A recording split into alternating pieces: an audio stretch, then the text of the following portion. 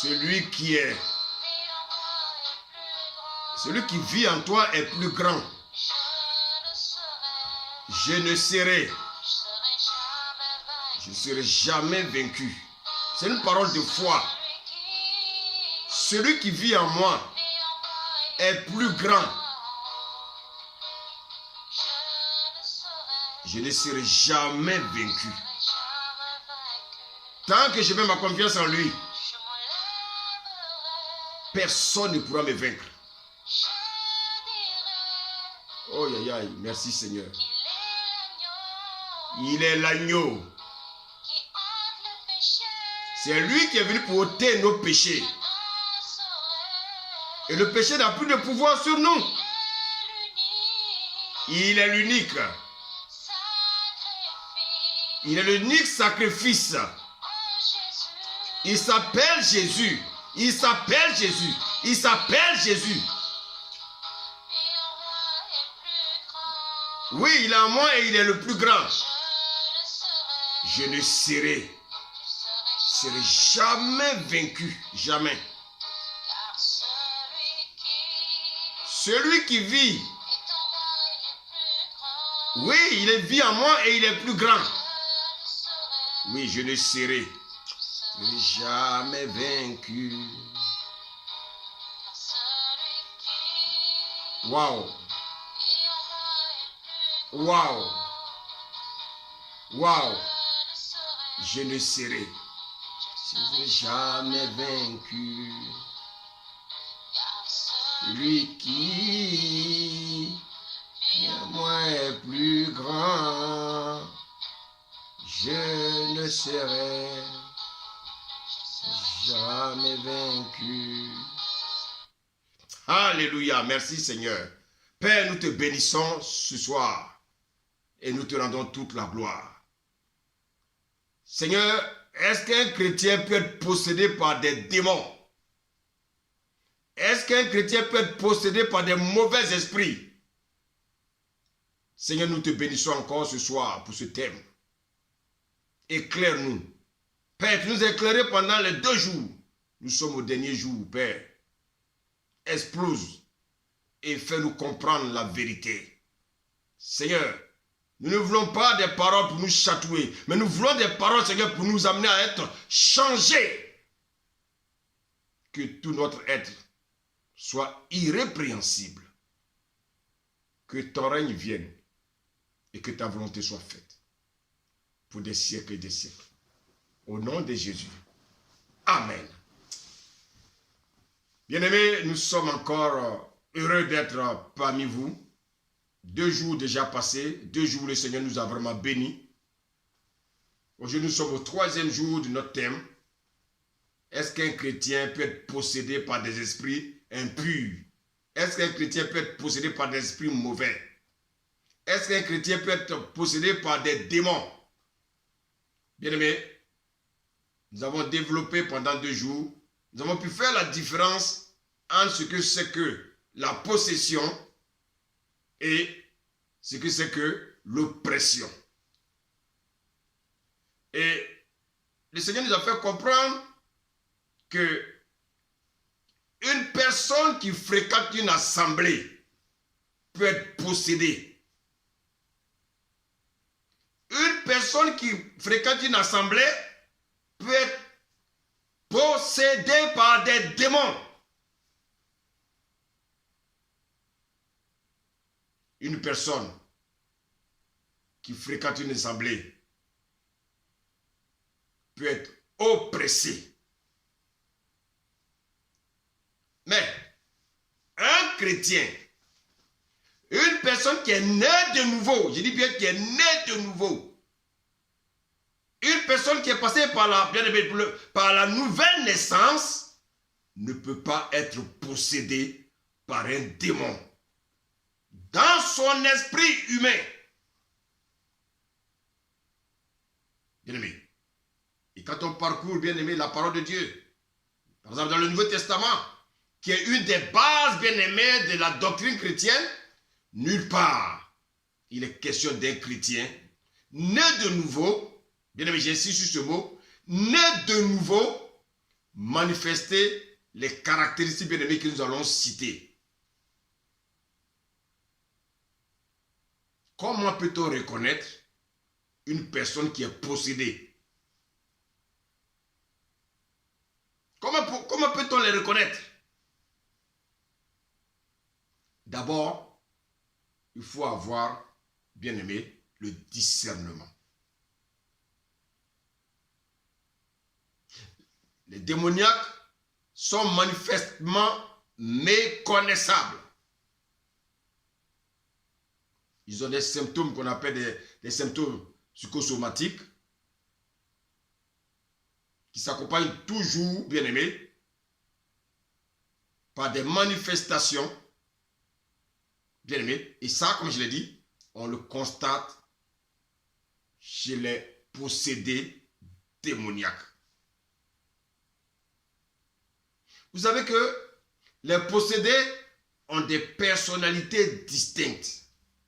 Vous savez, quand on prend le livre de Marc 5, je vais lire Marc 5, du verset 7 au verset 9. Il est question, bien aimé, des deux démoniaques de Gadara. Jésus est arrivé à Gadara. Et la Bible nous dit que lorsqu'ils ont vu Jésus, ils accoururent et se prosternèrent devant lui. Et s'écria d'une voix forte, « Qu'y a-t-il entre moi et toi, Jésus, fils du Dieu très haut? Je t'en conjure au nom de Dieu, ne me tourmente pas. » Vous voyez, même les démons même disent au nom de Dieu. Même les démons reconnaissent Dieu. Les démons même reconnaissent la puissance de Jésus. Mais c'est les chrétiens, malheureusement, qui ne savent pas que Jésus est puissant. Et regardez ce que Jésus va lui dire au verset 8. Car Jésus lui disait, sors de cet homme. Parce que Jésus savait que cet homme qui est venu devant lui qui parlait, ce n'est pas en fait lui qui parlait, mais c'est un démon qui était à l'intérieur de lui qui parlait. Jésus va lui dire de sortir de cet homme. Esprit impur. Et il lui demanda, quel est ton nom? Quel est ton nom? Le démon lui dit, le démon qui est dans l'esprit de la personne. Ici, cette personne-là est possédée. Elle vit où? Quand on est possédé par un démon, le démon vit dans notre esprit.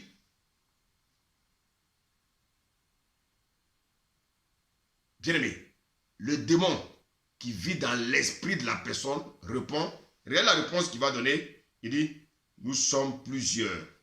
Ça veut dire quoi? Nous sommes une légion. Vous savez, une légion de démons, ça fait combien de démons? 30 000 démons. Donc imaginez-vous un homme qui a 30 000 démons en lui.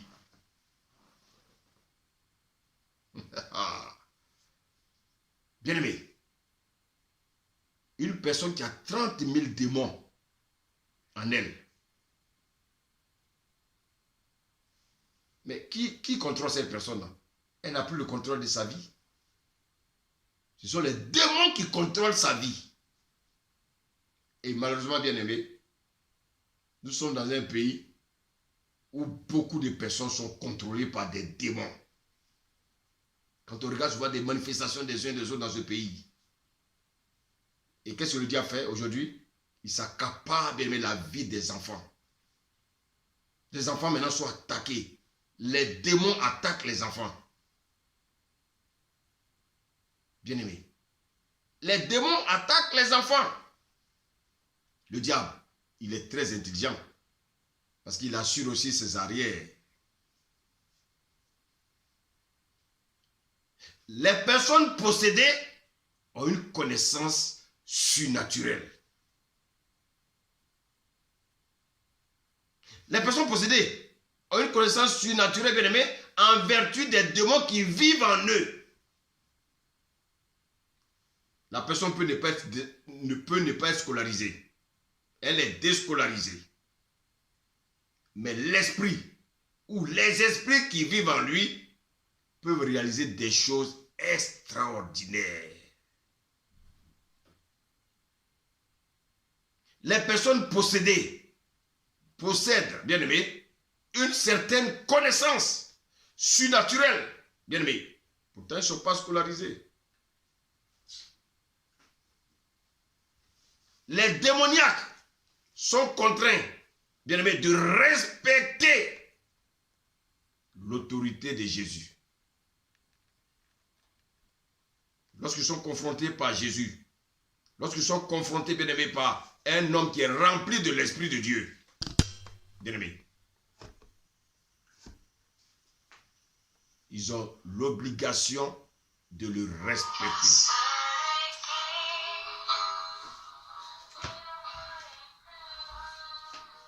Bien aimé. Maintenant, comment je peux savoir qu'une personne est possédée?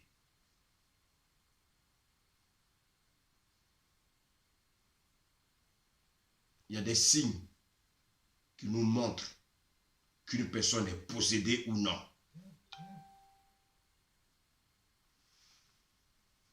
Quelqu'un qui est possédé, il a une force extraordinaire. Bien aimé, c'est des gens qui ont une force.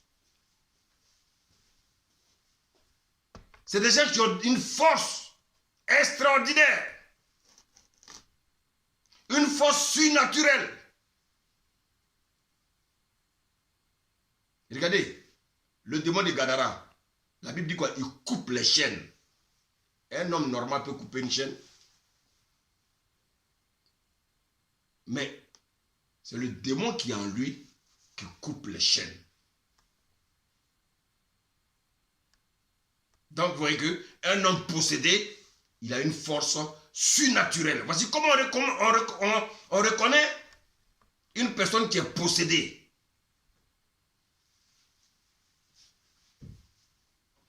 Un autre signe, une personne qui est possédée, elle peut changer 10 fois la voix. Ah oui. La personne possédée, elle prend une voix qui n'est pas la sienne. Elle est possédée, mais elle prend la voix de sa fille. Elle est possédée, mais elle prend la voix de son fils. Elle est possédée, elle prend la voix de sa mère. Elle est possédée, elle prend la voix de son père. Bien-aimé. Parce que, bien-aimé, pendant la délivrance de certaines personnes, certaines filles, ou bien on entend des voix d'hommes. Ça, c'est un signe de possession. Quelqu'un qui est possédé, bien-aimé, il peut avoir la voix de son père. Il peut avoir la voix de sa mère. Pendant que tu fais la délivrance, une fille, tu fais la délivrance de la fille et tu entends une voix d'homme. Ça, c'est un signe de possession. Souvent, les personnes possédées ont des voix d'animaux. Il peut même grogner comme un chien, aboyer. Alors que c'est un homme qui est en face de toi. Mais le démon qui est à l'intérieur, bien-aimé, c'est ce démon-là qui contrôle sa vie. La personne possédée est un homme, mais elle a une voix de femme. Frère, ce sont des choses qu'on a... Ça fait plus de 10 ans, bien-aimé, frère, qu'on voit ces choses.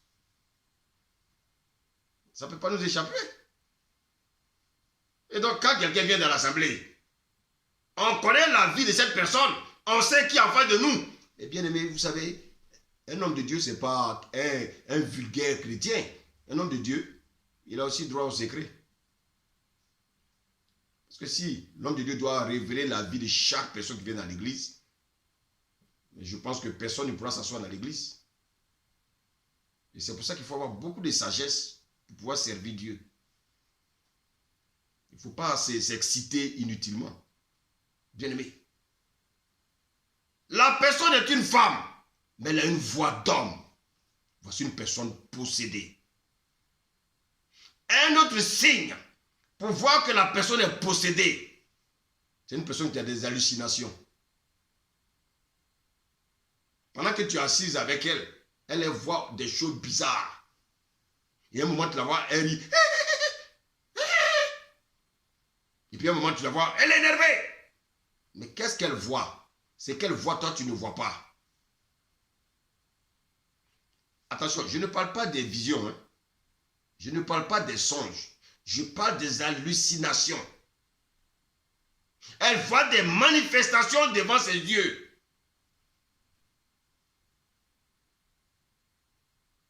Elle est là, et puis elle voit des personnes qui la regardent. Mais toi qui es assis à côté d'elle, tu ne vois pas ces personnes-là. Bien aimé, elle voit des personnes qui dansent devant elle.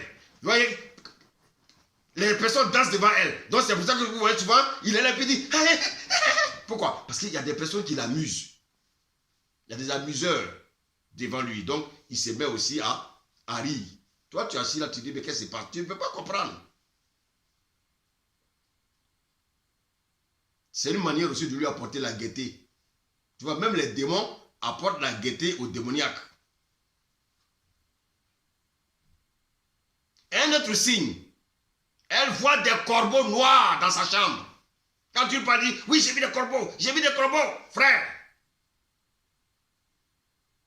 Donc, quelqu'un qui est possédé, c'est quelqu'un qui a des hallucinations. Vous savez, faites attention dans vos assemblées. Vous qui m'écoutez, depuis l'Afrique, depuis les États-Unis, depuis l'Europe, partout, faites attention dans vos assemblées. Les mêmes personnes qui les dimanches donnent toujours des prophéties. Faites très attention. Notre Dieu ne parle pas toujours. Ça, c'est une parenthèse. Un autre signe de quelqu'un qui est possédé, il parle des langues bizarres. Il parle un dialecte bizarre. Et si tu ne fais pas attention, cette personne est dans l'assemblée et tu penses qu'elle est en train de parler en langue. Attention, bien-aimé.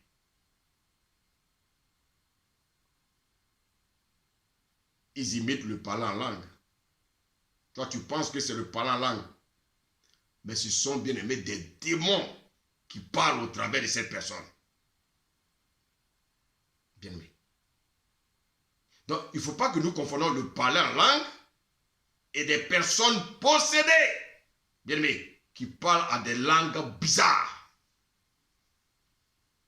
Un autre signe de manifestation démoniaque. Quand vous voyez une personne qui ne cesse d'injurier Dieu, une personne qui est toujours en train de blasphémer, d'injurier Dieu, c'est un signe d'une personne qui est possédée. Parce qu'elle n'aime pas Dieu. Alors, toi tu te dis chrétien, et puis parce que tu as des problèmes, c'est comme si au fond de toi, tu veux sortir des paroles pour insulter Dieu, tu veux sortir des paroles pour injurier Dieu à cause de ton problème qui n'est pas réglé. Fais attention. Si tu le fais réellement, c'est que tu es possédé. Mais si ça reste dans ta gorge, ça veut dire que tu es en voie. Fais attention. Un autre signe de quelqu'un qui est possédé, ça se manifeste par une violence extrême. La personne est violente. La personne peut se laver, taper dans le mur, casser le mur. Un autre signe, la présence d'un démoniaque dans la vie d'un homme. Il est insensible aux douleurs. Il est insensible aux douleurs. Quand on lit Marc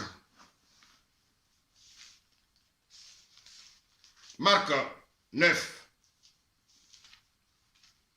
au verset 22. Regardez ce que la Bible nous dit à propos de cet enfant qui était épileptique. La Bible dit, et souvent, l'esprit l'a jeté dans le feu et dans l'eau pour le faire périr. Il ne sait rien.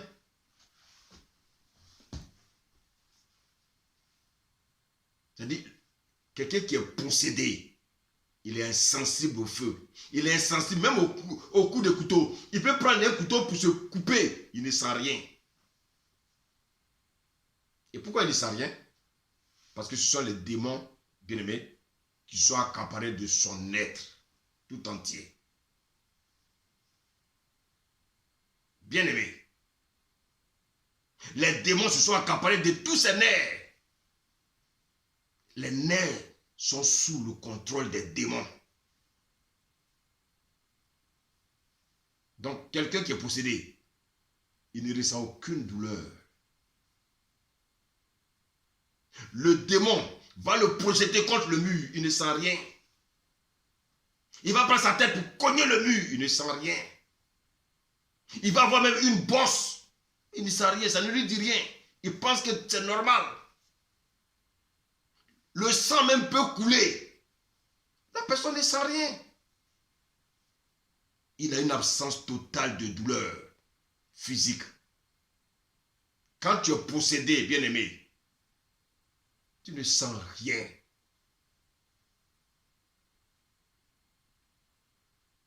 Un autre signe de quelqu'un qui est possédé. Regardez bien dans les assemblées.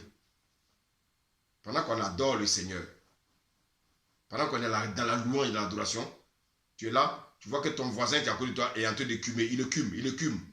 C'est un possédé. Ce n'est pas une maladie, hein.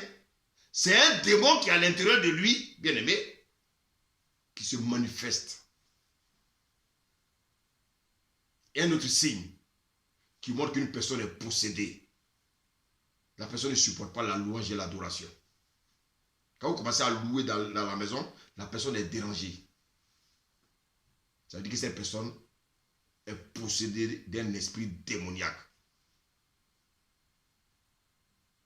Il y a des personnes aussi, pendant la prédication, lorsque la parole commence à bien-aimer, la parole de vérité commence à sortir, il a la bougeotte. Pour peu, ça va faire pipi. Pour peu, ça va faire pipi. Il y a des gens qui peuvent faire pipi 10 fois pendant le culte. Cette personne, vous regardez bien sa vie, elle est possédée. Ça se voit à l'assemblée, on voit clair, on voit.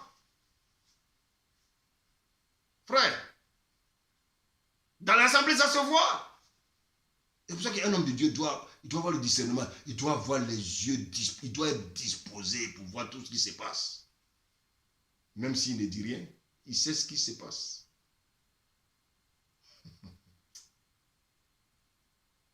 Bien-aimé, une personne possédée ne supporte pas la présence de l'onction de Dieu. Quand un homme de Dieu est oint, quand il passe à côté d'un possédé, il y a des manifestations. Pourquoi? Parce que l'esprit qui est en lui, bien-aimé, est plus fort que l'esprit qui est dehors. L'esprit qui est dans le monde, l'esprit qui possède, bien-aimé, cet homme-là, c'est un esprit démoniaque. Il ne peut pas supporter la présence de l'onction de Dieu.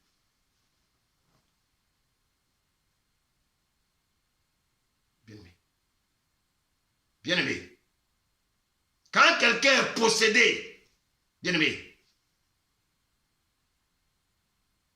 le démon qui est en lui le pousse, bien-aimé, à faire des fréquentations, à aller à gauche, à droite, pour aller parler des autres. Parce que le démon, c'est ça qu'il aime. C'est une personne qui est possédée. Bien-aimé. Une personne possédée ne peut pas s'approcher, bien-aimé, de Jésus. Ce n'est pas possible. Cette personne ne peut pas, bien-aimé, s'approcher de Jésus. Quand une personne est possédée, elle ne peut pas s'approcher, bien-aimé, de quelqu'un qui a l'onction de Dieu. Elle rase les murs. Bien-aimé, Nous avons vu l'exemple, bien aimé, de ce démoniaque de Gadara. Et nous avons bien vu, on va relire, bien aimé, parce que c'est quand même des choses à comprendre, parce que quand on ne comprend pas, on ne peut pas lire la Bible comme ça, comme un roman. Il faut comprendre, bien aimé, pourquoi le Seigneur nous a donné la Bible. Dans Matthieu 8, il est question, bien aimé, de Jésus-Christ. Au verset 23, la Bible dit qu'il monta dans la barque et ses disciples le suivirent. Et voici, il s'éleva sur la mer une si grande tempête que la barque était couverte par les flots et lui, il dormait. Jésus n'est pas perturbé, il sait ce qui se passe. Les disciples s'étaient approchés, le réveillèrent et dit, Seigneur, sauve-nous, nous périssons. Vous savez pourquoi? Est-ce que vous savez pourquoi? Pourquoi la barque, subitement, bien aimé, est attaquée?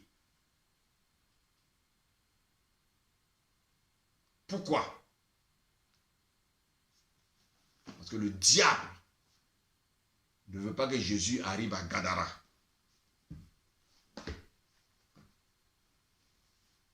Si le diable, bien aimé, pourquoi depuis ces 2 jours-là, on les attaque d'Internet, ça se coupe? Pourquoi? Quand on a l'Esprit de Dieu, on comprend. Donc aujourd'hui, ma femme et moi, on n'a plus le temps d'intercéder, sérieusement. Bien aimé, l'ennemi ne veut pas, bien aimé, que les yeux des enfants aveuglés s'ouvrent. Écoutez, vous savez combien de messages j'ai reçus depuis que je prêche? Pendant ces 2 jours-là, vous savez combien de messages j'ai reçus? Vous savez, même si les gens d'ici, ça ne les intéresse pas, je ne suis pas, bien aimé, je n'ai pas été appelé seulement pour les hommes d'ici. J'ai été appelé pour le monde entier. Donc il y a des gens qui suivent les messages que je donne. Et ça leur fait du bien. Ça les aide à être changés.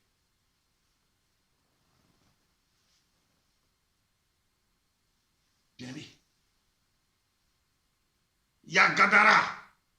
Il y a des versions où on parle d'un démoniaque. Il y a des versions où on parle de démoniaque. Mais ce n'est pas grave. Le plus important, il est question de démoniaque. À Gadara. Bien aimé. Il y avait des démons qui avaient possédé la ville. Et ils ne voulaient pas de l'évangile. C'est comme il y a des régions dans ce monde qui ne veulent pas de l'évangile. Si tu te lèves de ton propre chef pour aller prêcher l'évangile là-bas, ils vont te tuer. Et c'est pour ça que, bien aimé, tout ce que nous faisons, nous devons recevoir la révélation du Saint-Esprit. Jésus a reçu la révélation du Saint-Esprit. Voici pourquoi la Bible dit, passons de l'autre bord. Le Seigneur l'envoie dans cette vie de Gadara, parce que, bien aimé, l'évangile devait arriver à Gadara. Mais Gadara, il y avait des démons territoriaux qui empêchent l'évangile de pénétrer. Voici pourquoi le diable va attaquer la barque depuis la mer. Si la barque est renversée, si Jésus meurt, est-ce qu'il aura encore l'évangile là-bas? Non. Mais il ne savait pas que celui qui était dans la barque, celui qui a créé le vent, celui qui a créé l'eau, celui qui a créé la barque, celui qui a créé, bien aimé, les tempêtes, c'est lui. La tempête même, c'est lui-même la tempête. Bien aimé. Quand Jésus est arrivé, qu'est-ce qui va se passer? Regardez ce que nous dit le verset 28. Lorsqu'il fut arrivé à l'autre bord,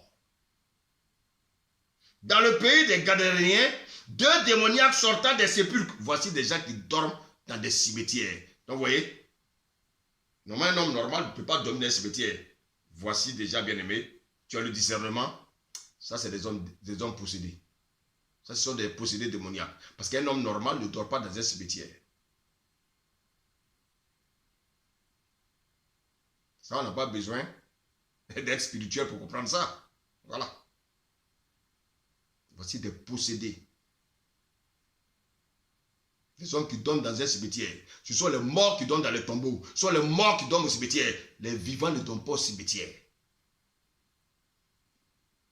Ils dorment dans les sépulcres. La Bible dit quoi? Ils vinrent au devant de Jésus.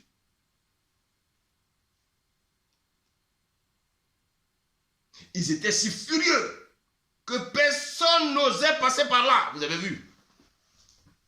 Personne ne pouvait arriver à Gadara. Personne. Parce que ce sont les démons qui régnaient là-bas, frère.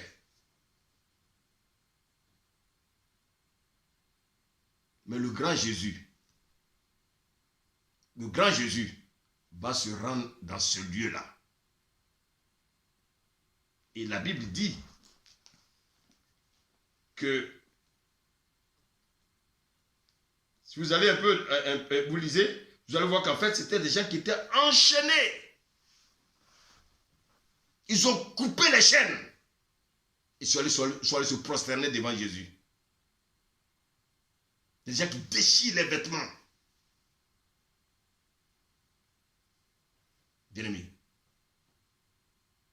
Mais quand ils sont arrivés devant Jésus, regardez ce que la Bible nous dit. La Bible nous dit, au verset 29, « Et voici, ils s'écrièrent, qu'y a-t-il » La parole de Dieu. Qu'y a-t-il entre nous et toi, fils de Dieu? Vous voyez, même les démons reconnaissent que Jésus est le fils de Dieu. Les chrétiens ne reconnaissent pas Jésus comme fils de Dieu. Ça fait pitié, oh, ça fait pitié. Parce que si on reconnaissait que Jésus était fils de Dieu, on n'allait pas vivre dans le péché. Si on reconnaissait que Jésus était fils de Dieu, il y a des choses en temps normal on ne peut pas faire. Voici des démons qui reconnaissent que Jésus est le fils de Dieu. Es-tu venu ici pour nous tourmenter avant le temps? Et regardez, même les démons savent qu'il ne leur reste pas assez de temps. Les chrétiens ne sont pas conscients qu'il ne leur reste pas assez de temps. C'est maintenant les chrétiens, ils cherchent à acheter des voitures. Les chrétiens, ils cherchent à se marier. Ils vont à l'église, il n'y a pas de mari. Allez, ils sont fâchés contre Jésus. Les chrétiens veulent maintenant acheter des châteaux. Ils veulent acheter ceci, ils veulent acheter cela. Les démons savent qu'il y a un temps qui leur est concédé. Les chrétiens ne savent pas qu'il y a un temps où Jésus revient chercher son église.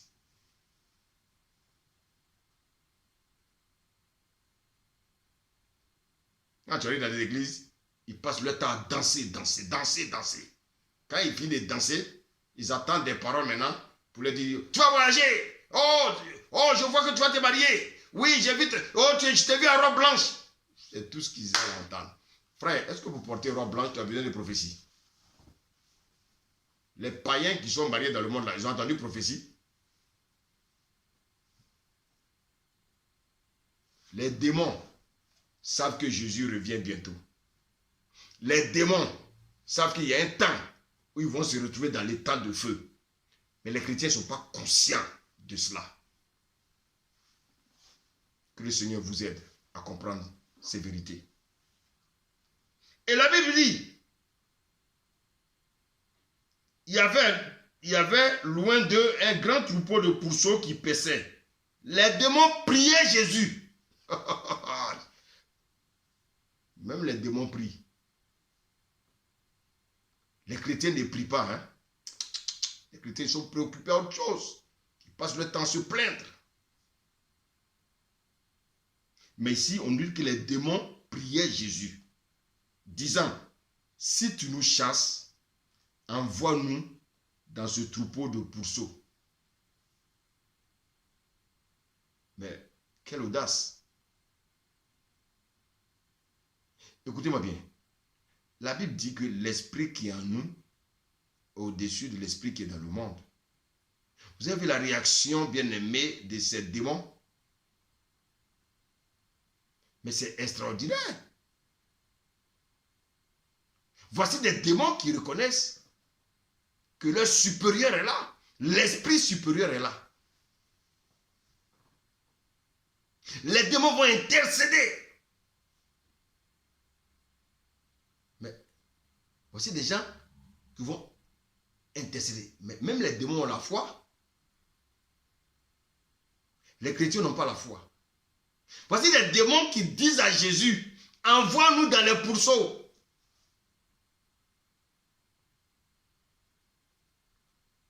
Et Jésus va leur dire, regardez, il leur dit, allez. Ils sortirent et ils entraient dans les pourceaux. Hein?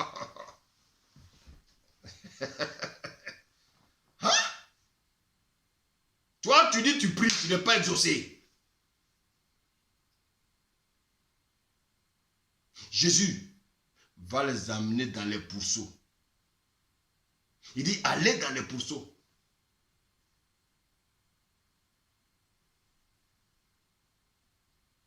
Et quand les démons ont été amenés dans le pourceau, les deux personnes ont été libérées. Écoutez-moi bien. Ils ont accepté Jésus. Bien-aimés. Ils ont accepté Jésus.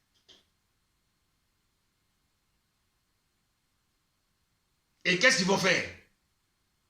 Ils ont reçu leur délivrance. Qu'est-ce qu'ils vont faire? La Bible nous dit ici au verset 33, ceux qui les faisaient perdre s'enfuirent.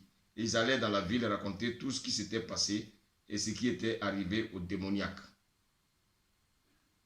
Alors toute la ville sortit à la rencontre de Jésus et dès qu'ils le virent, ils le suppliaient de quitter leur territoire.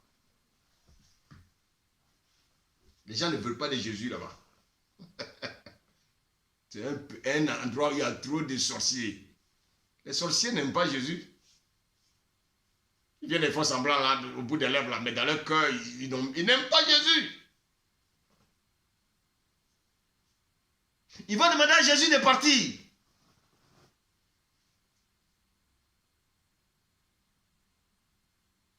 Vous savez, il y a d'autres versions où ces deux personnes-là sont rentrées dans la... Ils voulaient venir à Jésus. Jésus leur a dit, non, allez annoncer l'évangile dans... Je suis venu pour ça. Allez annoncer l'évangile dans votre territoire. C'est des démoniaques qui sont devenus des évangélistes. Donc quand le Seigneur nous délivre, ce n'est pas pour retourner dans le monde. Ce n'est pas pour aller boire encore la bière. Ce n'est pas pour retourner dans les boîtes de nuit. Ce n'est pas pour, bien aimé, retourner dans le monde. Mais même si nous retournons dans le monde, c'est pourquoi? C'est pour lui le servir. Donc vous voyez que, comme Luc 1, 76 le dit, le Seigneur nous sauve pour le servir.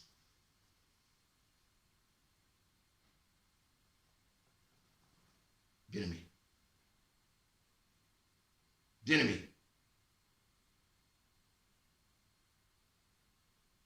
Qu'est-ce que Jésus a fait pour les sauver? Jésus a fait une prière de foi. Et cette prière de foi a libéré les démoniaques. Écoutez-moi bien. Un chrétien né de nouveau, confessant Jésus, bien-aimé, comme son Seigneur et Sauveur, bien-aimé, ne peut plus être possédé dans son esprit. Je le précise. Parce que la possession, c'est dans notre esprit.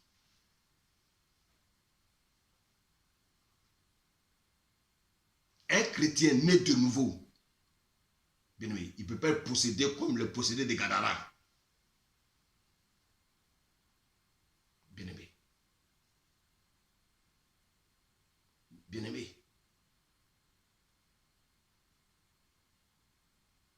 Vous savez ce qui trompe les gens?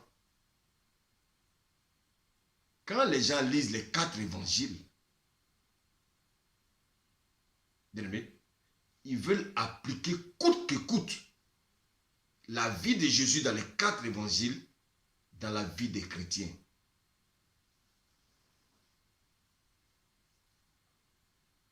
Au temps de Jésus, personne n'était né de nouveau.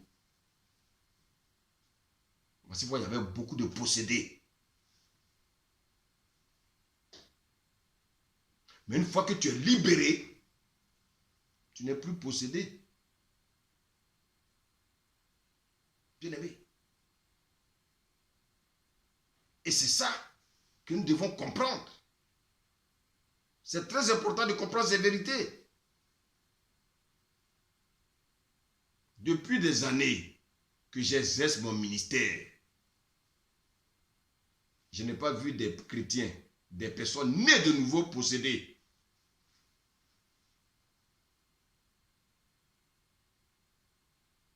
Mais j'ai vu des gens dans l'église possédés. J'ai vu des gens hors de l'église possédés. Pourquoi? Parce que ces gens ne sont pas encore nés de nouveau. Donc vous voyez que dans l'église, ce n'est pas tous ceux qui fréquentent l'église qui sont nés de nouveau. Écoutez bien mon langage.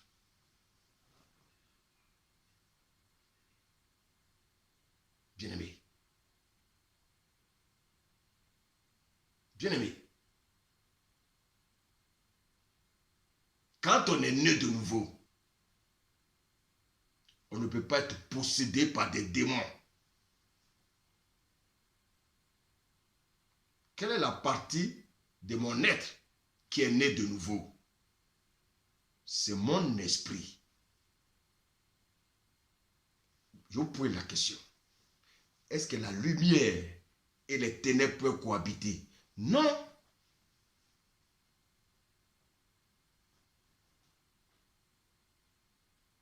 La Bible dit quoi? Celui qui est en vous. Celui qui est en vous. Mais le vrai vous, c'est qui? C'est votre esprit. Ce n'est ni votre âme, ni votre corps. Quand on dit toi, ce n'est pas ton corps. C'est ton esprit. Paul dit quoi? Il dit, je tiens mon corps assujetti. Ça veut dire quoi?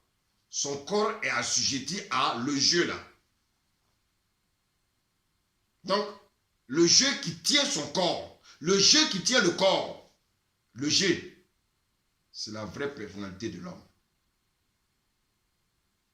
Le jeu, c'est notre esprit. L'esprit humain. Je, c'est vous. Ça dit quoi? C'est votre esprit humain.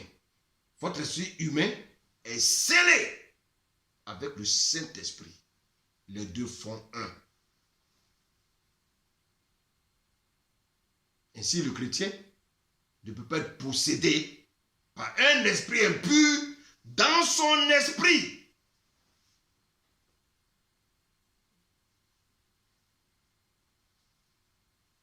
Bien-aimé,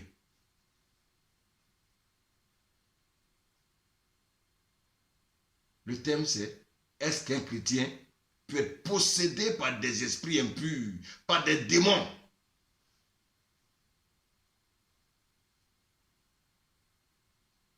Bien-aimé,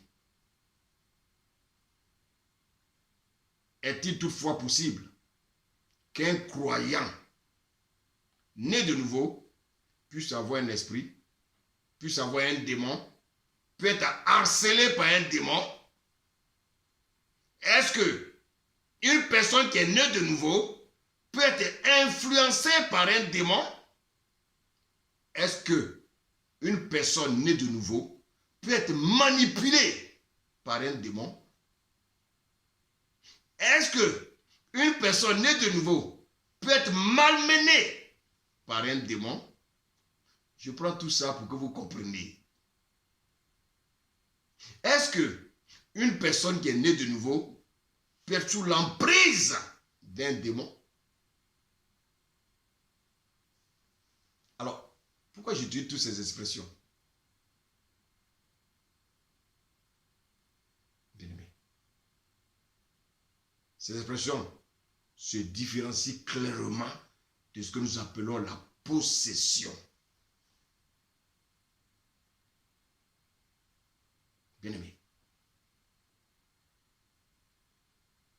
Quand une personne est possédée, c'est-à-dire que le démon vit dans son esprit humain.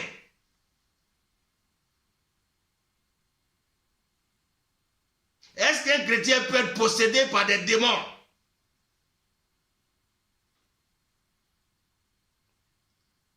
Est-ce que quelqu'un qui va à l'église peut être possédé par un démon? Oui.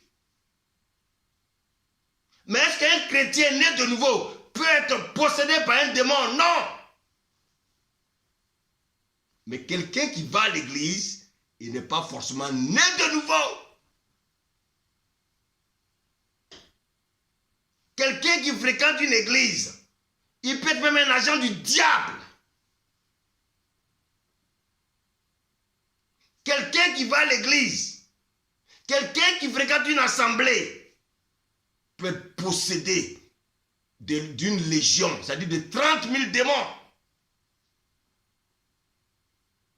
Mais un chrétien, une personne qui est née de nouveau, une personne qui est née de nouveau, une personne qui est née de nouveau ne peut pas être possédée par un esprit impur, parce que le Saint-Esprit et l'esprit mauvais ne peuvent pas cohabiter ensemble.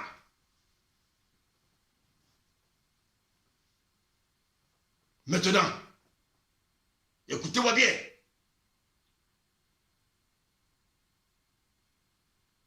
Écoutez-moi bien. Le chrétien qui est né de nouveau, la personne qui est née de nouveau, je fais exprès pour dire le chrétien qui est né de nouveau. Parce que tout le monde dit les chrétiens. Donc nous, on va préciser, frère. Est-ce qu'un chrétien qui est né de nouveau peut être influencé par un démon? Est-ce qu'un chrétien qui est né de nouveau peut être manipulé par un démon? Est-ce qu'un chrétien qui est né de nouveau peut être malmené par un démon? Est-ce qu'un chrétien qui est né de nouveau peut être malmené, peut être bien aimé sous l'emprise d'un démon? Oui!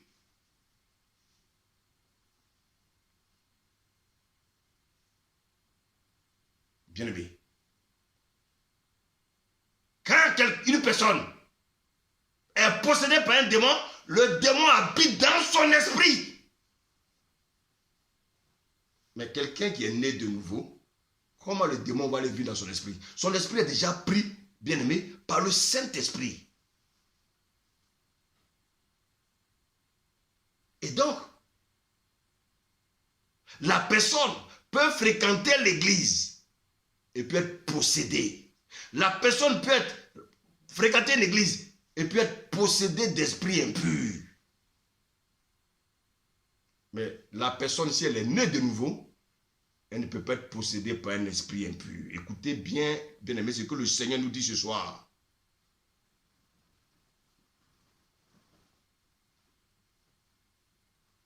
Il est possible que l'esprit du diable, il est possible que l'esprit démoniaque vienne influencer le chrétien, vienne le manipuler, vienne le malmener, bien aimé. Il vient prendre le chrétien sous son emprise.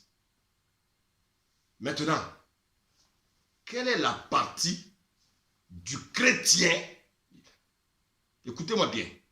Quelle est la partie du chrétien? C'est-à-dire quoi? Quelle est la partie de la personne qui est née de nouveau, qui est sous influence démoniaque? Bien aimé. Quelle est cette partie? Quelle est cette partie? Quelle est cette partie? Nous allons le voir. Pour être plus clair, écoutez. Ce n'est pas qu'un chrétien puisse avoir un démon. Mais c'est bien le fait qu'un chrétien, né de nouveau, puisse céder face à un démon. Un chrétien né de nouveau peut se soumettre à un démon ou à des démons. Bien-aimé, écoutez bien. Un chrétien, bien-aimé, né de nouveau, ne peut pas être possédé dans son esprit. Frère, je veux que vous compreniez ça. Sinon, les gens vont vous tromper pour rien. Cher pasteur, ce n'est pas tous ceux qui viennent dans l'église qu'il faut délivrer. Des délivrances, ça n'est pas fini. Bien-aimé. Le chrétien, il peut être né de nouveau et puis se laisser dominer par le démon.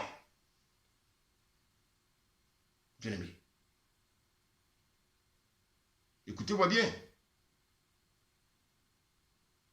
Il peut passer et donner une partie de son âme. Bien-aimé. Et cette partie de son âme peut être soumise à un esprit mauvais. Ça devient difficile pour cet homme. Pourtant, il est né de nouveau, hein. Mais son âme est entre les mains du diable. Son âme est entre les mains des démons. Soit, il peut donner une partie de son corps aux démons. Je vous pose une question. Quelqu'un qui est marié, à 2 h du matin, tu te lèves de ton lit, et puis tu vas chez la voisine pour coucher avec elle. Qui t'a envoyé? Tu es né de nouveau, hein? Qui t'a envoyé? Comment tu peux t'inspirer à 2 h du matin pour aller tromper ta femme? On va aller pas à pas. Bien-aimé, allons pas à pas.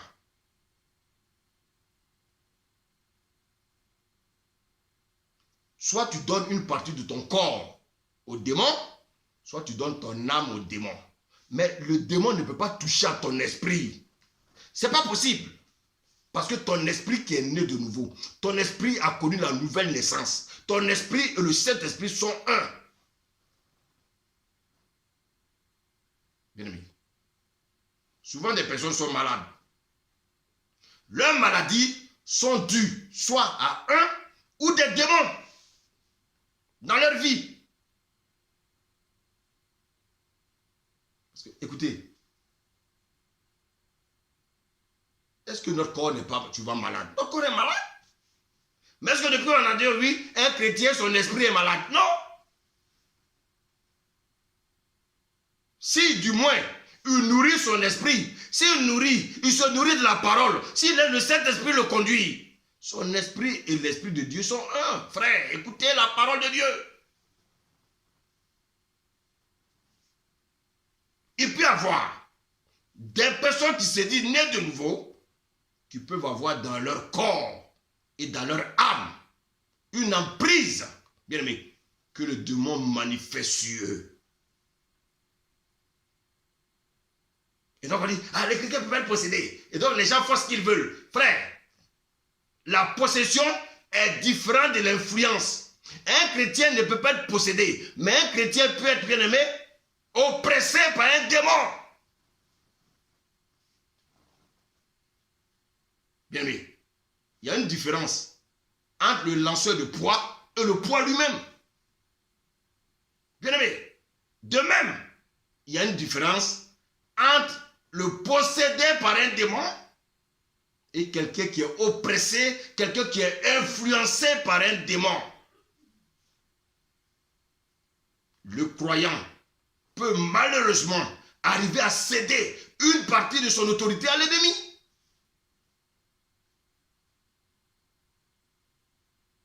Quand Ephésiens 4, verset 7 nous dit de ne pas donner accès, il dit de ne pas donner accès au diable. Mais ce n'est pas ton esprit. Il ne parle pas de ton esprit. Quelle est la partie de ton corps, quelle est la partie de ton être, pardon, qui donne accès au diable? Soit ton âme, soit ton corps. L'ennemi. L'ennemi, c'est qu'il ne peut plus atteindre ton esprit. Maintenant, qu'est-ce qu'il va faire? Il rôde. Mais quand il rôde, là, il cherche quoi? Il cherche à prendre une partie de ton corps, il cherche à prendre une partie de ton âme. C'est pour ça qu'il est question de sauver nos âmes. Depuis quand vous avez lu dans la Bible, il est question de sauver notre corps. Depuis quand vous avez lu dans la Bible, il est question de sauver notre esprit. Non!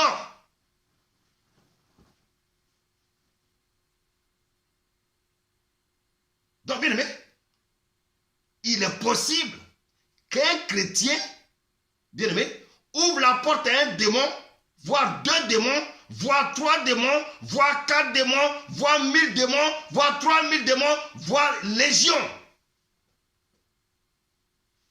Et s'il y a des légions, ça veut dire que cet homme-là, il est pire qu'un païen. C'est-à-dire que le Saint-Esprit ne l'a jamais habité en lui. Il vient à l'église, mais il n'a jamais été né de nouveau. Il vient à l'église, mais il n'a jamais été converti. Et malheureusement, beaucoup sont assis dans les églises.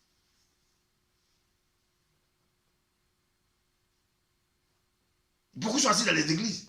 Et c'est ceux-là qui viennent perturber les églises. Ils viennent, bien aimé, créer la division dans les églises. Ils ne sont pas nés de nouveau, mais ils disent qu'ils connaissent les versets par cœur. C'est eux qui ont des visions. C'est eux qui ont des visions. C'est eux à qui Dieu parle. Ils viennent pour bien aimer, pour troubler les troubles dans les églises.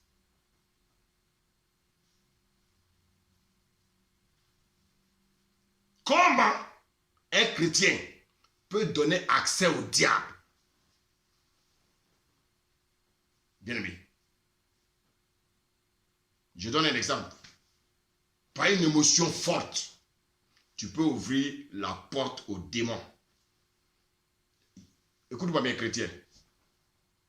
Tu as perdu ton père. Ça fait mal. Si ton père était chrétien, gloire à Dieu. S'il n'était pas chrétien, qu'il buvait des grosses bières, bien aimé, qu'il était dans le fétichisme, il va en enfer. Il n'y a pas de négociation. Mais est-ce que pour autant, tu vas pleurer? À force de pleurer, bien aimé, à force de pleurer, tu peux ouvrir la porte à l'esprit de mort. Il faut qu'on vous prêche la vérité. Vous connaissez la vérité. La vérité vous rendra libre. Mais j'ai perdu un membre de ma famille. C'est vrai, ça fait mal. Mais je vais pleurer qu'à pleurer le sang? Non. Tu as train d'appeler l'esprit de mort? C'est-à-dire que tu as train de dire à Dieu que Dieu s'est trompé de prendre cette personne-là. Bien aimé. Les pleurs à outrance appellent l'esprit de mort.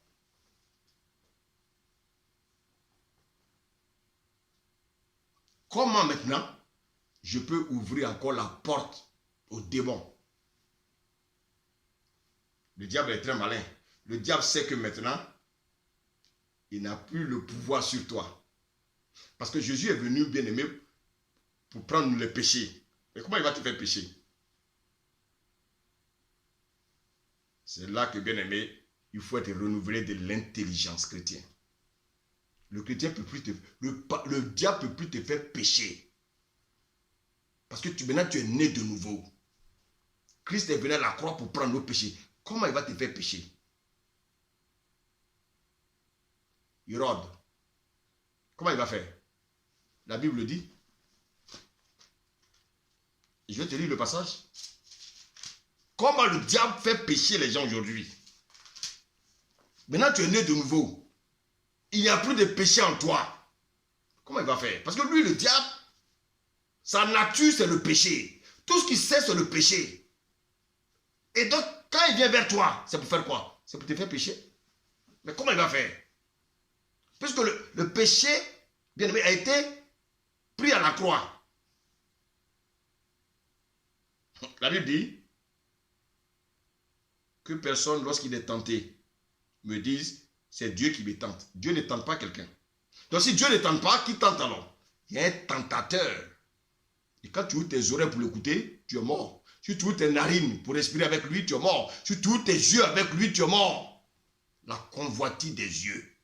L'orgueil de la vie.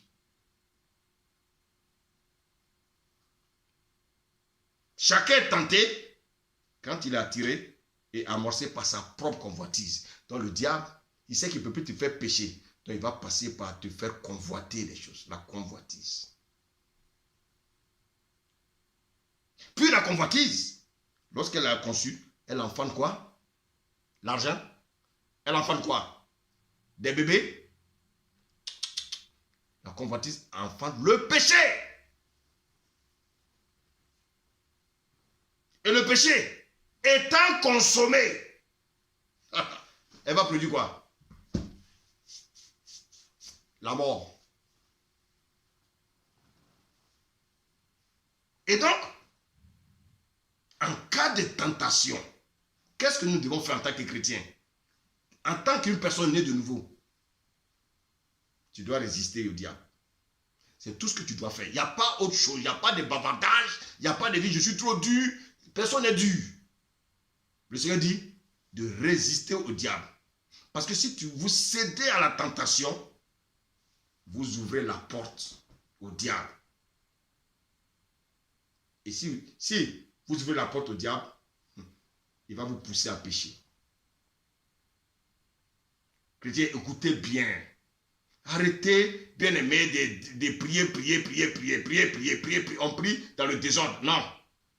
Quand on comprend ces révélations, frère, tu peux même prier même 15 minutes, efficacement. Maintenant, si cette tentation se multiplie, si elle devient régulière, je donne un exemple. Tu voles. Tu voles par exemple une fois dans la semaine. Au lieu de voler maintenant une fois dans la semaine, tu vas commencer à voler maintenant 2 fois dans la semaine et après 1 fois par jour. C'est-à-dire, le vol s'accentue. Avant, tu pouvais mentir peut-être 1 fois dans le mois. Maintenant, tu mens 1 fois par semaine. Et après, tu commences à mentir 2 fois, maintenant, tous les 2 jours. Après, tu mens 3 fois par jour maintenant. Qu'est-ce que cela signifie? Tu as en train de développer le mensonge. Tu as en train de développer le vol. Ainsi, le Seigneur dit quoi? De ne pas donner accès au diable. Donc, qu'est-ce que tu as en train de faire? Tu as en train de donner accès maintenant aux démons. Maintenant, cette tentation, qu'est-ce qu'elle va devenir? Cette tentation va devenir maintenant une oppression. Et cette oppression sera permanente. Ça dit quoi? Tu as toujours envie de voler. Tu as toujours envie de voler. Tant que tu ne voles pas, tu n'as pas la paix. Tant que tu ne mens pas, tu n'as pas la paix. Donc elle te pousse. Elle te pousse. Cette oppression va te pousser à mentir, à mentir, à mentir, à mentir. Tu n'arrives pas à mentir. Cette oppression te pousse. Il y a une tentation. Tu veux calomnier, elle te pousse à calomnier. Toi, tu calomnies, tu deviens maintenant. C'est toi qui prends ta voiture maintenant pour aller chez les gens, pour calomnier les pasteurs, pour calomnier les hommes de Dieu, pour calomnier tous tes frères. Et qu'est-ce qui va se passer? Petit à petit, il y a une oppression. Tant que tu ne calomnies pas, tu n'as pas la paix. Et à force de calomnier, qu'est-ce que ça devient? Ça devient maintenant une obsession. Donc tu vois que de la tentation, on est passé, bien aimé, à quoi? À l'oppression. Et de l'oppression, on est passé maintenant à l'obsession.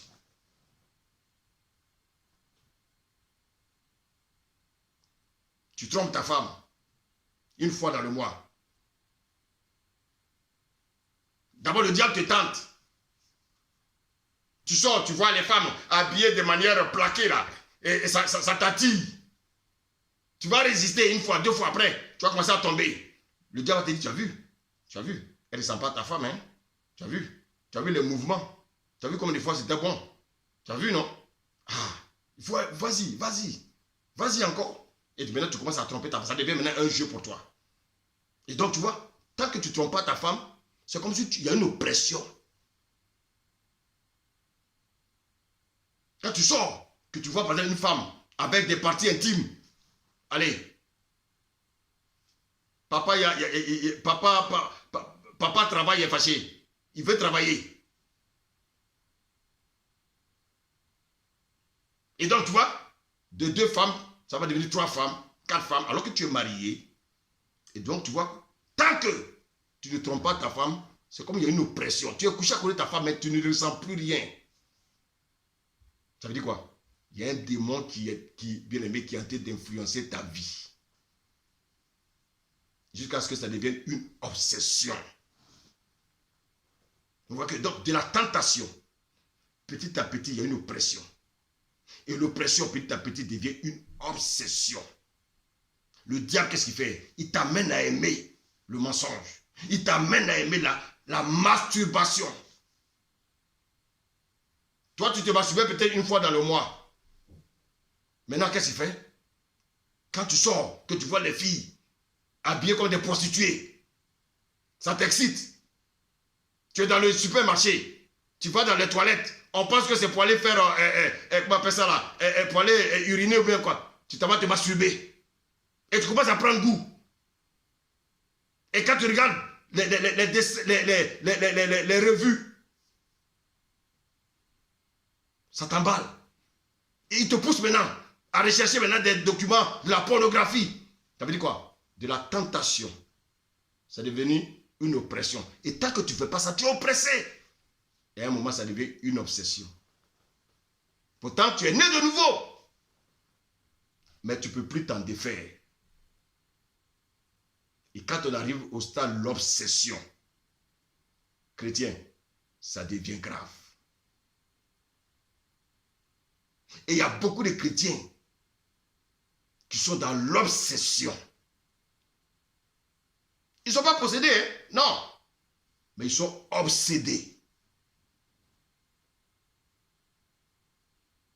Maintenant, quand j'ai parcouru la parole de Dieu, le Seigneur me dit, maintenant, va dans 1 Timothée 6. Bien aimé, notre Dieu, il parle. Dans 1 Timothée 6, regardez ce que le Seigneur va nous dire. Il dit, je vais lire à partir du verset, pour être plus clair, voilà, je vais lire à partir du verset 3. Il dit, si quelqu'un enseigne de fausses doctrines et ne s'attache pas aux saines paroles de notre Seigneur Jésus-Christ et à la doctrine qui est selon la piété, il est enflé d'orgueil, il ne sait rien et il a la maladie des questions oiseuses et des disputes de mots. D'où naissent l'envie, les querelles, les calomnies, les mauvais soupçons, les vaines discussions d'hommes, corrompus d'entendement, privés de la vérité et croyant que la piété est une source de gain. C'est en effet une grande source de gain que la piété avec le contentement. Car nous n'avons rien apporté dans le monde et il est évident que nous n'en pouvons rien emporter. Si donc nous avons la nourriture et le vêtement, cela nous suffira. Mais ceux qui veulent s'enrichir tombent dans la tentation. Et écoutez, je vous dis, tout est dans la parole. Dans le piège et dans beaucoup de désirs insensés et pernicieux qui plongent les hommes dans la ruine et la perdition. Bien-aimé. Car l'amour de l'argent est une racine de tous les maux. Et quelques-uns, en étant possédés, se sont égarés loin de la foi. Donc, il s'agit de qui ici? On parle des gens qui sont éloignés loin de la foi. Donc, il s'agit de qui? Il s'agit des gens qui se disent chrétiens. Un païen, il ne connaît pas la foi. Donc si quelqu'un s'éloigne de la foi, donc il s'agit des chrétiens. Ils se sont égarés loin de la foi et se sont jetés eux-mêmes dans bien des tourments. Alors, vous voyez, j'ai dit que le diable va te pousser à aimer le sexe. Il va te pousser à aimer le mensonge. Il va te pousser à aimer la masturbation. Il va te pousser à aimer la calomnie. Et petit à petit, l'oppression devient l'obsession. Bien-aimé, On n'a pas dit que l'argent est mauvais. On parle de l'amour de l'argent. Et pour l'argent, on parle de possession. Je dis, mais Seigneur, mais le chrétien ne peut pas être possédé. Il dit oui. Le chrétien, il peut être possédé par l'amour de l'argent. Mais s'il est possédé par l'amour de l'argent, ça veut dire quoi? Ça veut dire qu'en fait, il n'a jamais été né de nouveau. Parce que dans l'amour de l'argent, l'argent a un Dieu qu'on appelle maman. Frère, lisez vos Bibles et arrêtez de raisonner, lisez vos Bibles. Bien-aimé. Et le Seigneur me envoie dans Acte 5. Il me montre maintenant l'histoire, bien-aimé, de Anania et Saphira.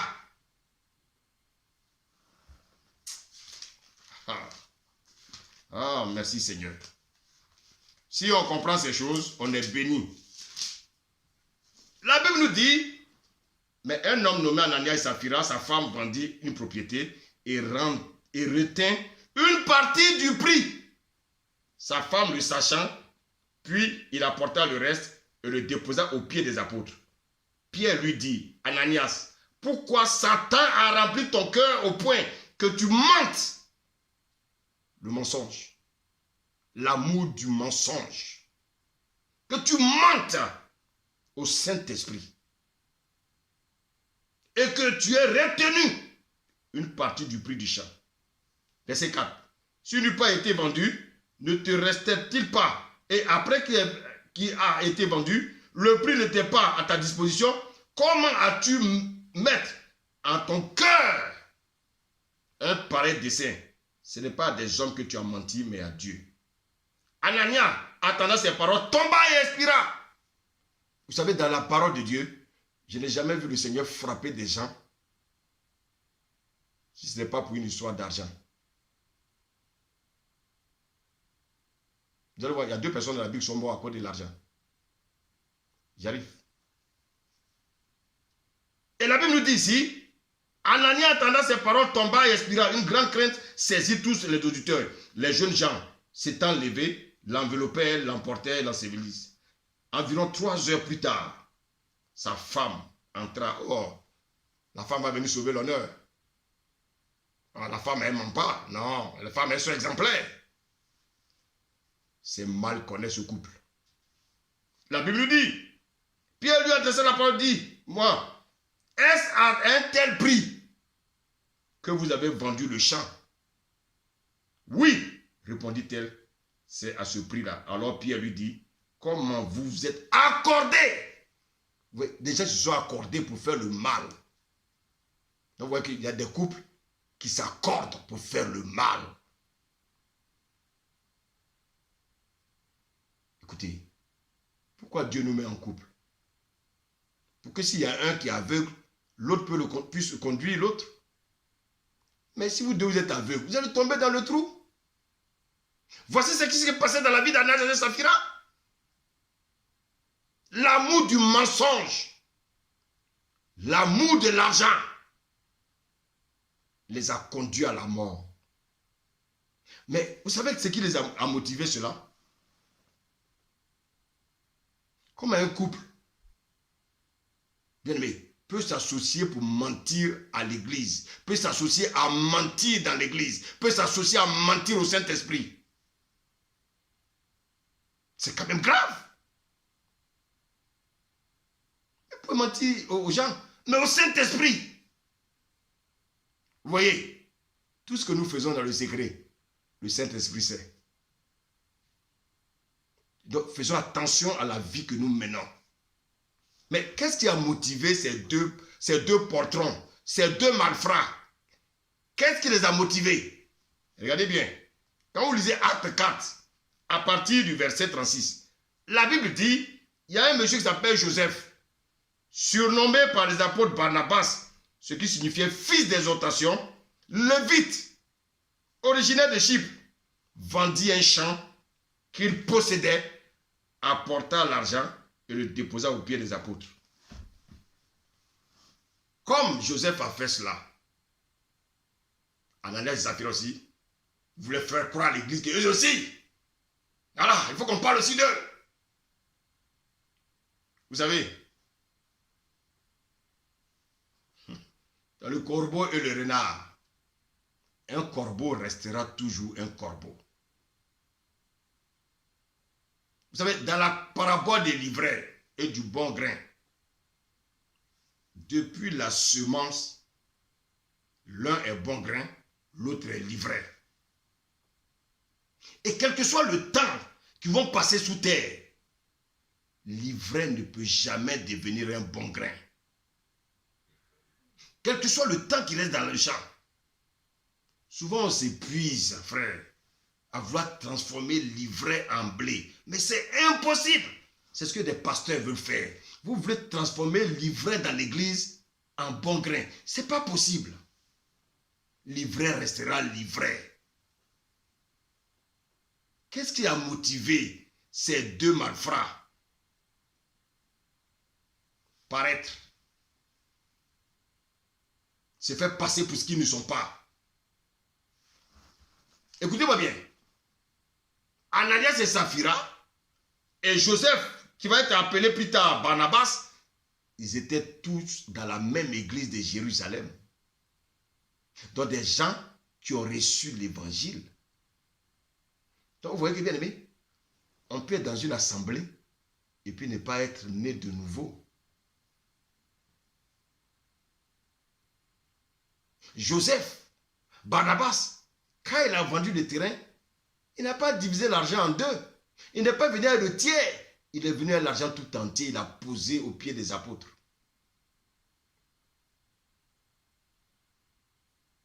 Mais un couple de malfrats, ils ont divisé l'argent. Et en plus, ils viennent, ils mentent. Ils voulaient faire comme Barnabas. Mais l'erreur, c'est qu'ils ne savaient pas que Barnabas était né de nouveau. C'est pour ça qu'il est dans l'assemblée. Il ne faut pas suivre les gens pour les suivre. Si la personne, aux yeux de la parole, ne se manifeste pas comme ce que la parole dit, cette personne-là, je ne peux pas te suivre. Et c'est l'erreur. Souvent, on est poussé par des sentiments. Les sentiments, les sentiments. Vous savez pourquoi Dieu se manifeste ainsi? Pourquoi Dieu permet ça? Voici Ananias et Saphira, qui étaient dans l'assemblée de Jérusalem, mais qui n'ont jamais été nés de nouveau. Et comme ils n'ont jamais été nés de nouveau, ils étaient possédés par un démon. Et ce démon, c'était maman. Frère, c'est la parole. La parole, c'est la parole. L'ivraie ne peut jamais devenir blé. L'ivraie ne peut pas produire de bons fruits, mais de mauvais fruits. Vous savez, dans mon introduction, je l'ai dit, qu'un chrétien ne peut pas être possédé par un démon. Un chrétien ne peut pas être possédé par un mauvais esprit. Barnabas a produit de bons fruits parce qu'il est né de nouveau. Les choses anciennes sont passées. Le couple Ananias et Saphira sont l'image de l'ivraie. Ananias et Saphira fréquentent l'assemblée. Ils fréquentent l'assemblée, c'est bien. Ils fréquentent l'assemblée de Jérusalem. Ananias et Saphira fréquentent l'église de Jérusalem, certes, mais ils ne sont pas nés de nouveau. Ils sont restés l'ancienne créature. Ils sont restés anciennes créatures, frère. Oh, bien-aimé, quand on donne sa vie au Seigneur, c'est pour devenir une nouvelle créature. Ananias et Saphira, vous voyez, ils fréquentent l'église, mais ils sont possédés par l'esprit de maman. Donc, ils ne sont pas chrétiens, mais des crétins. Ils ne sont pas enfants de Dieu, mais enfants du diable. Parce que quelqu'un qui a l'audace de mentir au Saint-Esprit, il ne peut pas être un enfant de Dieu. Bien-aimé, Bien aimé, quand vous lisez l'histoire de l'ivraie et du blé, la Bible dit quoi? Les serviteurs du maître vinrent lui dire, Seigneur, n'as-tu pas sémé une bonne semence dans ton champ? D'où vient-il donc qu'il y ait de l'ivraie? Il leur répondit, c'est un ennemi qui fait cela. Et les serviteurs lui disent, veux-tu que nous allons l'arracher? Le Seigneur dit quoi? Non, dit-il, de peur qu'en arrachant l'ivraie, vous ne déracinez en même temps le blé. Laissez croître ensemble. Frère, on est dans l'église, on écoute les mêmes messages, on a l'impression de croître ensemble.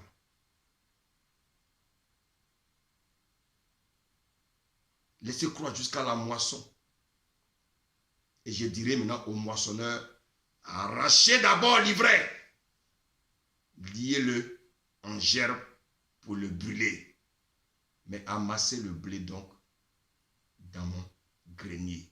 Frère, dans l'assemblée de Dieu, il y a l'ivraie, il y a le bon grain. Écoutez-moi, pasteur, ce n'est pas tous ceux qui sont dans vos assemblées, bien-aimés, qui sont nés de nouveau.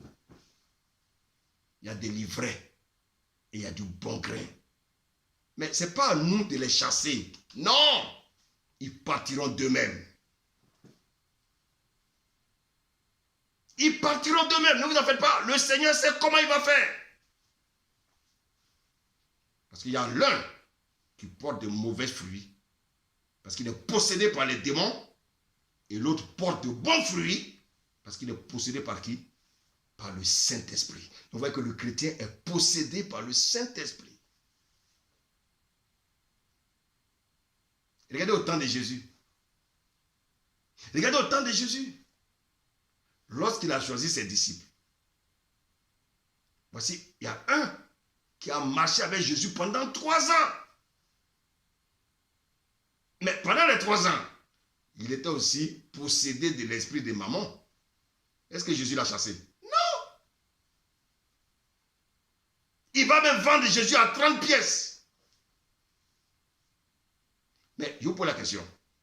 Est-ce que Jésus ne le savait pas? Si. Et pourquoi il n'a pas chassé dès le premier jour? Il ne faut pas chasser. Il faut laisser croître. Vous savez,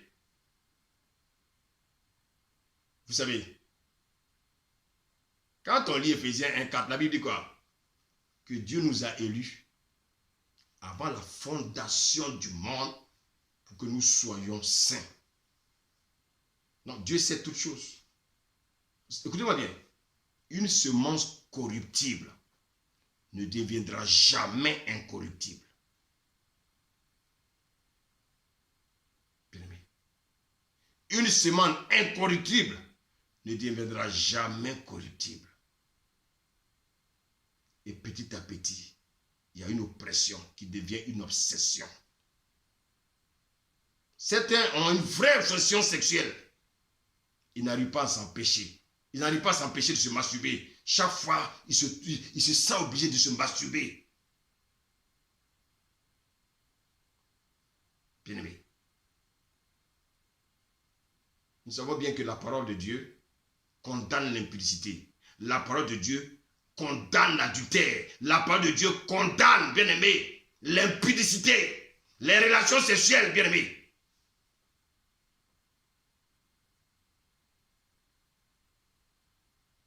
Sont uniquement dans le mariage. Et les relations, c'est de homme et femme. Pas d'homme à homme.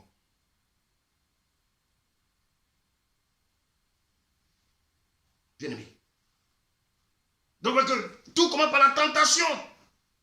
Tentation, oppression, obsession.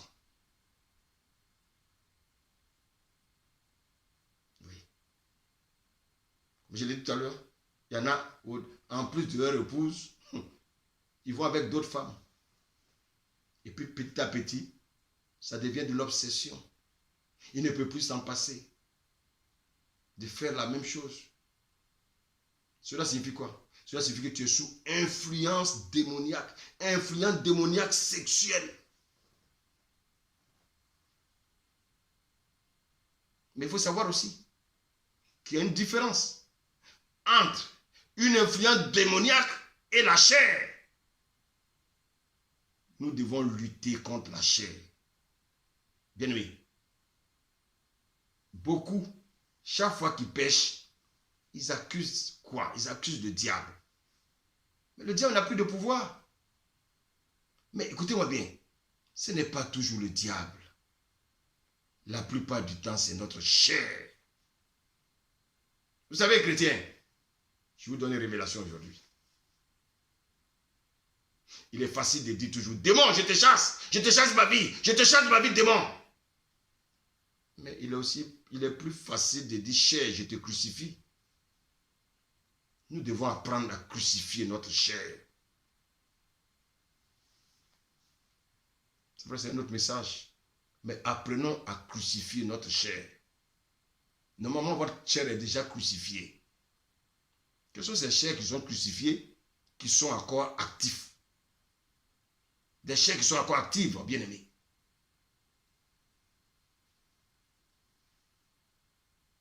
Maintenant, bien aimés, lorsque cette oppression devient une obsession, c'est en ce moment-là que vous assignez des démons dans votre vie. Et si nous ne cédons, si nous ne nous ressaisissons pas face aux démons, nous leur donnerons une grande place dans notre vie. Et à ce stade, le chrétien n'écoute plus maintenant le Saint-Esprit. Il écoute de plus en plus le mauvais esprit. Quelquefois, j'ai vu des couples chrétiens se déchirer. Pourquoi? Parce que madame entend des choses que monsieur n'entend pas. Soit monsieur, il écoute le Saint-Esprit, madame écoute le mauvais esprit. Soit monsieur écoute le mauvais esprit, madame écoute le Saint-Esprit. Il y a déchirement. Il commence à se déchirer. Pourquoi? Parce qu'il y a un qui a accédé aux manipulations démoniaques et les disputes s'installent. Et un jour, au fur et à mesure, on entend parler des divorces, des divorces, des divorces, des divorces. Pourquoi? Parce qu'il y a un qui écoute une voix qui lui dit divorce. Mais quelle est cette voix qui peut te dire de divorcer? C'est le mauvais esprit. Dieu ne va jamais te dire de divorcer. Mais je peux te dire ce soir, pour te rassurer, qu'au lieu d'attendre le stade d'obsession, je peux te dire que déjà au stade de la tentation, il y a de l'espoir. C'est vrai, quel que soit le stade, que ce soit la tentation, l'oppression et l'obsession, il y a de l'espoir. Pourquoi? Parce que chacun de nous a reçu l'autorité. Nous avons tous reçu l'autorité de Christ. Donc à chaque stade, nous pouvons refuser de céder à la puissance démoniaque. Au stade de la tentation, au stade de l'oppression, au stade de l'obsession, chacun de ces stades, nous pouvons dire non. Je refuse de céder face aux démons. Mais bien aimé, ça demande du caractère et c'est pour ça qu'il faut avoir l'autorité. Ça demande aussi une intimité avec le Seigneur. Si tu n'as pas cette intimité avec le Seigneur, commence, bien aimé, à travailler cette intimité.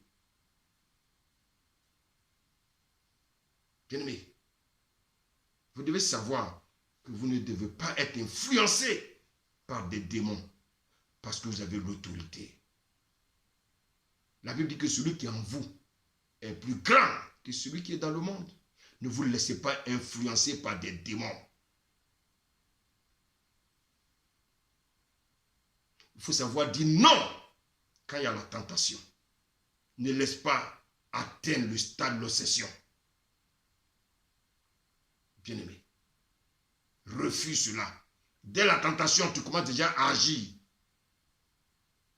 Quelqu'un qui commence par être un pickpocket,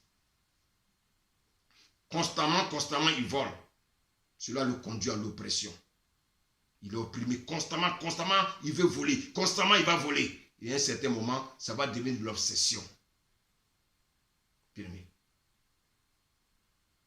Et ce pickpocket est maintenant animé d'un esprit mauvais. Il commence à dire des choses mauvaises. Et tout ce qu'il dit maintenant, c'est le mensonge. Avant, tu ne mentais pas. Et maintenant, tu commences à avoir des petits mensonges. Et les petits mensonges réguliers, ça devient maintenant de l'oppression. Tu continues à mentir, tu continues à mentir. Et en fait, ça devient quoi? Il y a une pression et ça devient un style de vie. Ça veut dire là, tu deviens obsédé. Là, ce n'est plus de la tentation. Ce n'est plus de l'oppression. Mais ça devient de l'obsession. Et constamment, tu te mets à mentir. Il faut faire attention à ces choses, chrétiens. Un chrétien né de nouveau ne peut pas avoir dans son esprit Satan ou des démons. Non. Mais un chrétien peut céder une partie de sa personnalité, une partie de son âme, une partie de son corps à l'ennemi. Faisons en sorte de dire non. Dans le nom de Jésus, si c'était le cas, bien-aimé. Si c'était vraiment le cas dans votre vie, apprenez à dire non lorsqu'il y a la tentation. Parce qu'au nom de Jésus, commence à prendre autorité sur toute puissance démoniaque qui est venue dans ta vie. Bien-aimé. Bien-aimé. Ne laisse pas Satan prendre la place. Ne succombe pas à la tentation. Ne succombe pas à l'oppression. Ne succombe pas à l'obsession. Dans le nom de Jésus. Bien-aimé.